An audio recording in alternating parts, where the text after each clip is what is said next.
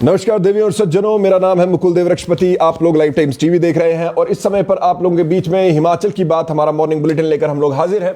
इस बुलेटिन में हम आप लोगों को हिमाचल प्रदेश में चल रही तमाम बड़ी गतिविधियों के बारे में बताएंगे और आप लोगों को बताएंगे कि प्रत्यक्ष या अप्रत्यक्ष तौर पर ये आपके जीवन में किस तरह से असर डाल सकती है।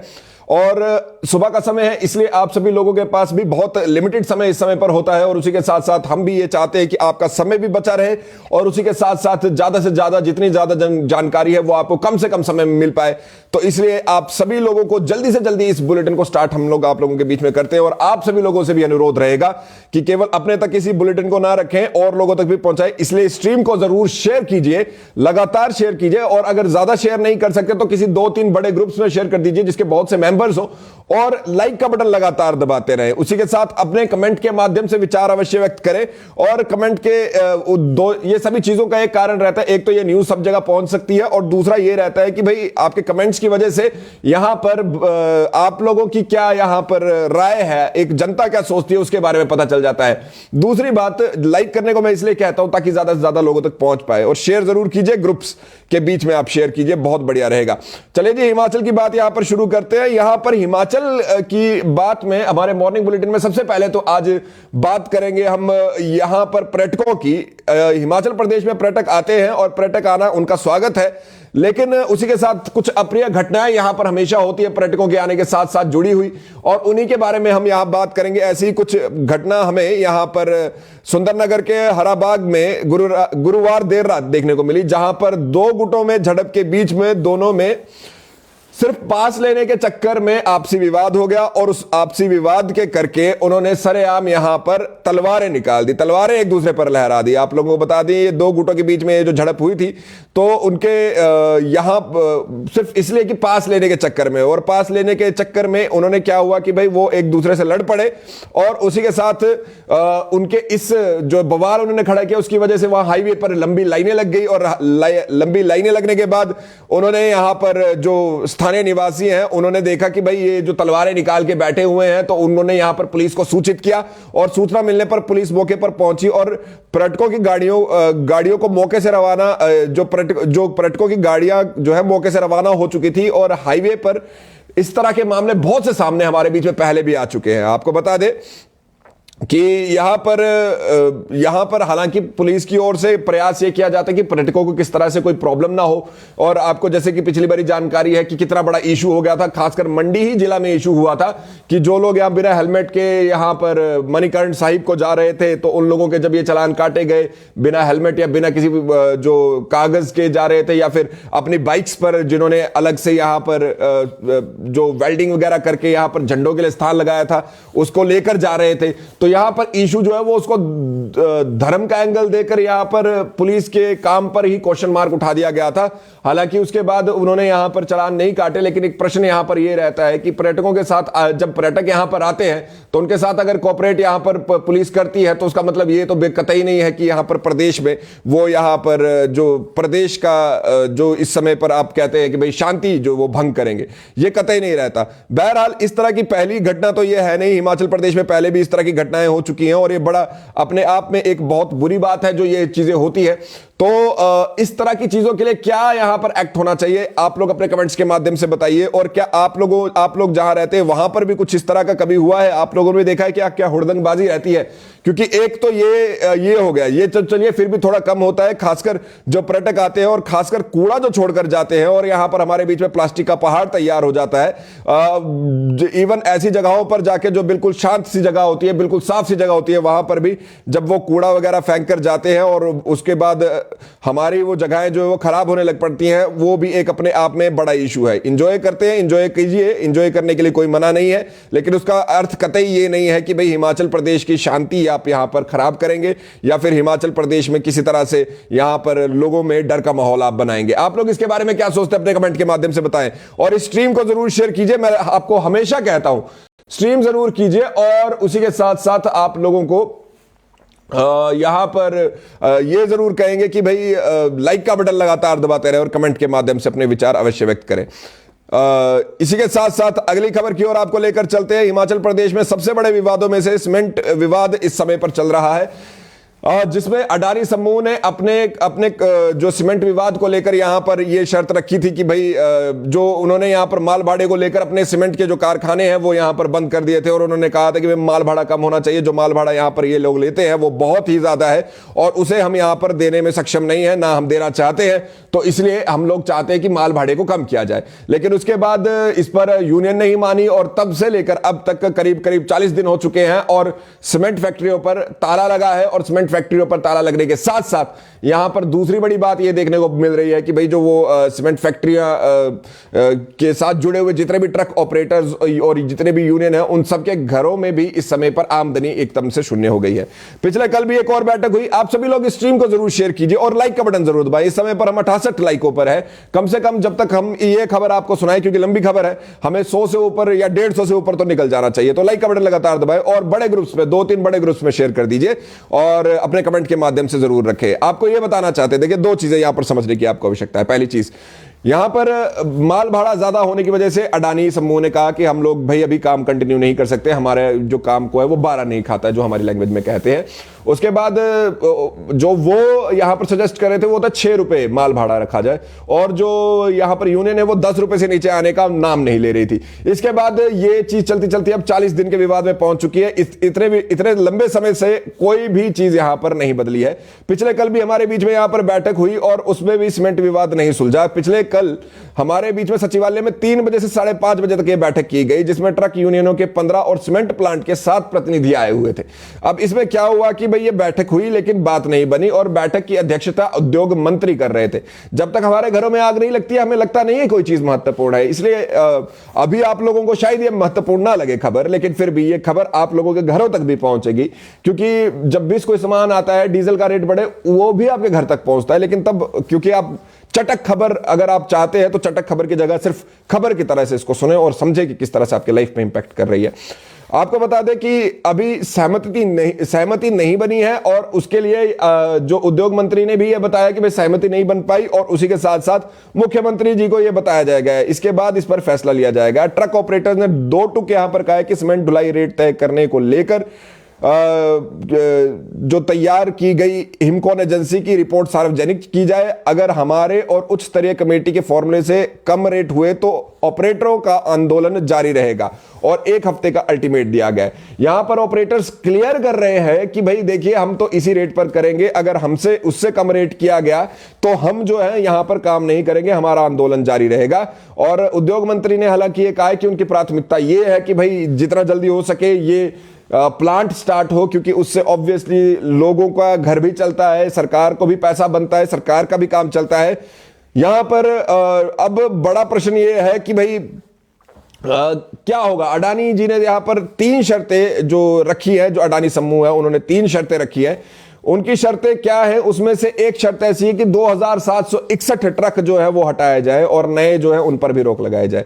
उसके आप लोगों को बता दें कि उनके जो सीमेंट बिजनेस के सीईओ हैं अजय कपूर, उनकी ओर से जारी पत्र में यह कहा गया है कि अंबुजा और एसीसी प्लांट में माल ढुलाई के लिए 550 ट्रकों की आवश्यकता है। ध्यान से सुनिए इस बात को, 550 ट्रकों की आवश्यकता है, जबकि 3311 ट्रक है वहां पर और कंपनी का 3 साल में 2761 ट्रक हटाने का प्रस्ताव यहां पर उन्होंने दिया है कि भाई हमारे लिए ये सारे ट्रक्स की यहां पर कोई वैल्यू नहीं है, तो 2761 ट्रकों को हटा दिया जाए, हमें सिर्फ 550 ट्रक चाहिए और वर्तमान में 3311 ट्रक है और उन्होंने ये कहा है कि पहले तो ये हटा दिया जाए। उसके बाद ये भी उन्होंने कहा कि भाई देखिए जो यहां पर समस्या पैदा हुई है वो इस वजह से हुई है कि जो ट्रांसपोर्टर यूनियन है उन्होंने परिवहन बाजार पर पूरी तरह से नियंत्रण बनाया हुआ है, यहां तक कि इतना नियंत्रण की सामग्री या कहां से ली जाए, माल भाड़ा क्या होगा, यह भी यूनियन तय करती है और इस वजह से ही यहां पर इतनी बड़ी मुसीबत सामने आ खड़ी हुई है।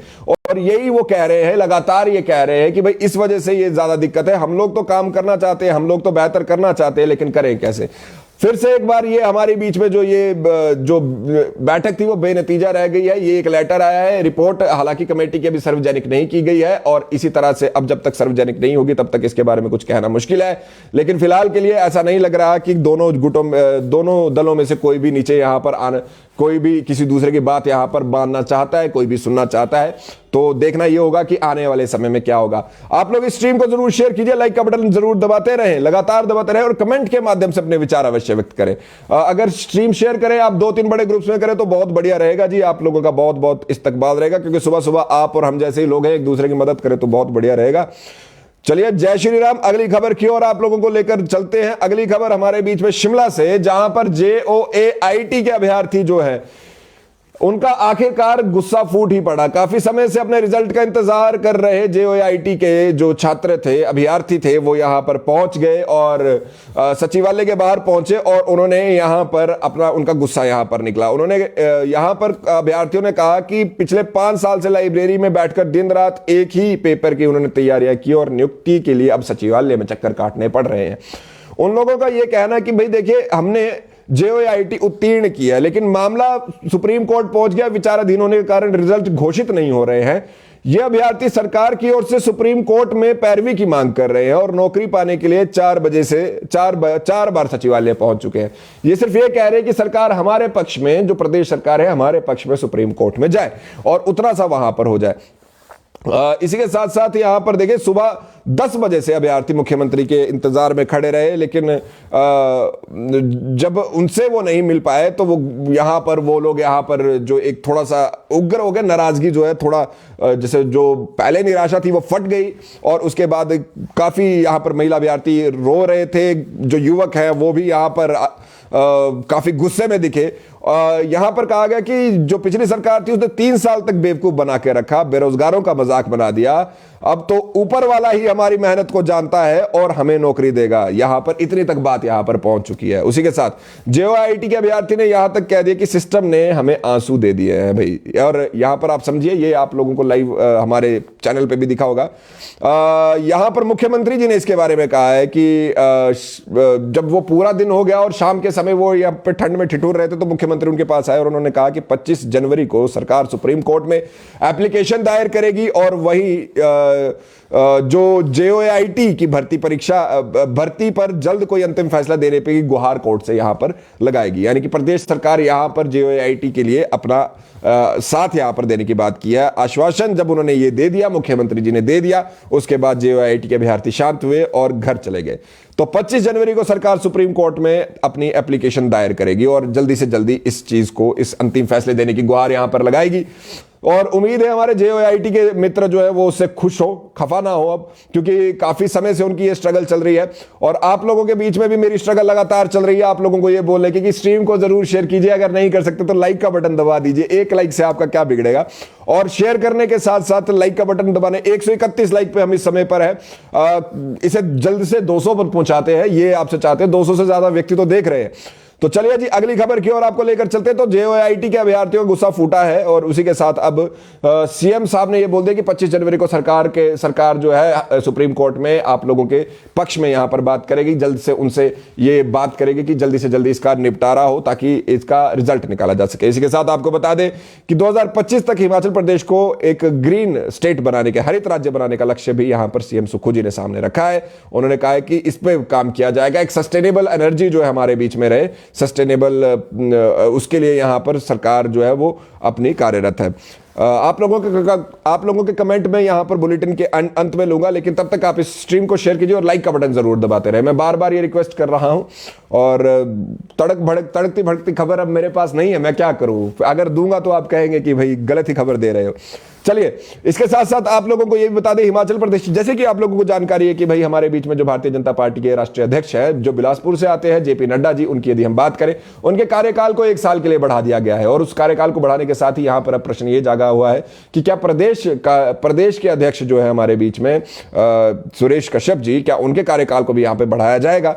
तो इसके बारे में बैठक जो है फरवरी के पहले सप्ताह में प्रदेश कार्य समिति की होगी। भारतीय जनता पार्टी की प्रदेश कार्य समिति की इस बैठक में यह फैसला लिया जाएगा कि प्रदेश अध्यक्ष जो है सुरेश कश्यप, उनके कार्यकाल को बढ़ाया जाएगा 1 साल के लिए अब, या फिर कोई और भी यहां पर किसी और को यहां पर कार्यकाल दिया जा सकता है। आप लोगों को बता दें, होनी तो इस जो भारतीय जनता पार्टी की कार्य समिति है उसकी बैठक इस महीने के अंत में होनी थी, मगर राष्ट्रीय अध्यक्ष JP नड्डा जी के बेटे की 28 जनवरी को शादी है और उस वजह से ये अब फरवरी के पहले सप्ताह में करने का फैसला लिया गया है। और उसी शादी समारोह में बिलासपुर में जेपी नड्डा जी भी आएंगे और बैठक की अध्यक्षता के अलावा बूथ सशक्तिकरण, चारों संसदीय क्षेत्रों में भारतीय जनता पार्टी के सांसदों की मौजूदा स्थिति और प्रगति पर चर्चा होनी है, तो इसलिए अब ये फरवरी में ये किया जाएगा। इसी के साथ साथ आप लोगों को बता दें कि सीपीएस की तैनाती को यहां पर कोर्ट में भारतीय जनता पार्टी चुनौती दे सकती है और मंडी और कांगड़ा सीट को कमजोर यहां पर इस समय पर भारतीय जनता पार्टी इस समय पर मानकर चल रही है। आपको बता दें मंडी से ऑब्वियसली उनका यहां पर अभी जो है मंडी में यहां पर कांग्रेस के सांसद है और कांगड़ा सीट की यदि बात करें यहां पर भारतीय जनता पार्टी के ही सांसद है इस समय पर, लेकिन उसको ये दोनों को कमजोर इस समय पर मान के चल रही है। किशन कपूर जी वहां से सांसद है। चलिए जी, इसके साथ Himachal Pradesh board of school education ने अपना टर्म 2 की परीक्षाओं का यहां पर अंतिम शेड्यूल जारी कर दिया है। उसके लिए उन्होंने 10वीं और 12वीं और जितने भी बच्चे हैं जहां यहां पे आपको बता दें मैट्रिक 12वीं और उसके साथ कंपार्टमेंट अतिरिक्त विषय जो एक्स्ट्रा और जो है श्रेणी सुधार और NOS की 10वीं 12वीं 8वीं बोर्ड की अंतिम डेट शीट यहां पर जारी कर दी है। आप वेबसाइट पर जाकर उसे देख सकते हैं, यहां पर अभी ज्यादा समय उस पर नहीं लेंगे। उसी के साथ जो योल छावनी है उसको अब पहली बार ऐसा होने जा रहा है कि एक छावनी का जो यहां पर सिविल क्षेत्र था वो छावनी क्षेत्र से बाहर कर दिया जाएगा। अब उसका पास की जो स्थानीय पंचायत है उसमें विलय कर दिया जाएगा। इसमें रक्षा संपदा विभाग के पश्चिमी कमान चंडीगढ़ के संयुक्त निदेशक ओमपाल सिंह की ओर से 19 जनवरी को इस संदर्भ में पत्र जारी कर दिया गया है।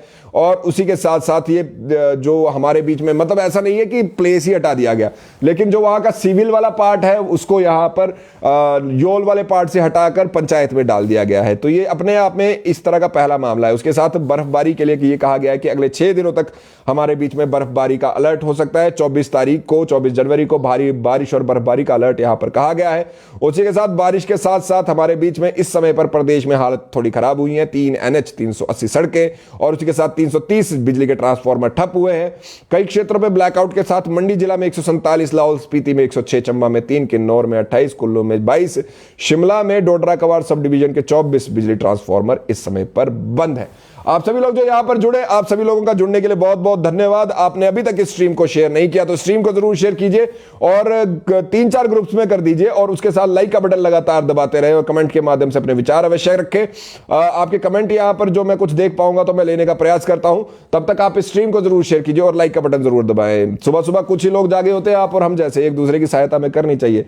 We want justice JOIT 817 and also we thank Life Times TV. देखिए हमने अकेले ने नहीं किया, सबने किया है, तो आपका धन्यवाद लाइफ टाइम्स टीवी के लिए भी कहने के लिए। लेकिन क्योंकि सबने किया है तो ऐसा नहीं कहेगा कि सिर्फ लाइफ टाइम्स टीवी का धन्यवाद यहां पर करना, लेकिन आप लोगों की स्ट्रगल जो है वो दिखती है। आउटसोर्स का फिलहाल के लिए ऐसा कुछ नहीं है कि कोई ऐसी बात सामने आ रही है कि भाई एकदम से कुछ हो जाएगा, लेकिन हाँ ये जरूर है आउटसोर्स पे नीति बनाने की बात या पहले भी सरकार ने की थी, वो यहां पर होगी ही होगी। रोजगार की यहां पर बात कर रहे हैं मनीष चौधरी जी। ऑब्वियसली रोजगार सबको चाहिए और आपका भी यहां पर कहना बिल्कुल सही है, सिर्फ यहां पर अब इंतजार है। चलिए इसी के साथ डिंपल जी 215 हो गया, ये मैं समझा नहीं आपकी बात यहां पर आधा, क्योंकि आगे पीछे शायद एक कमेंट हो गया। शायद मेरे से कैप्शन में 215 लिख दिया गया हो तो मुझे नहीं पता, लेकिन आप सभी लोग जो यहां पर जुड़े, आप सभी लोगों का यहां पर जुड़ने के लिए बहुत बहुत धन्यवाद। स्ट्रीम जरूर शेयर कीजिएगा, लाइक का बटन जरूर दबा के रखें और कमेंट के माध्यम से अपने विचार अवश्य व्यक्त करें। मेरा नाम मुकुल देवरक्षपति, आप मुझे फेसबुक, इंस्टाग्राम, ट्विटर पर फॉलो कर सकते हैं इसी नाम से। देखते रहे लाइफ टाइम्स टीवी। जय हिंद, जय भारत, जय हिमाचल।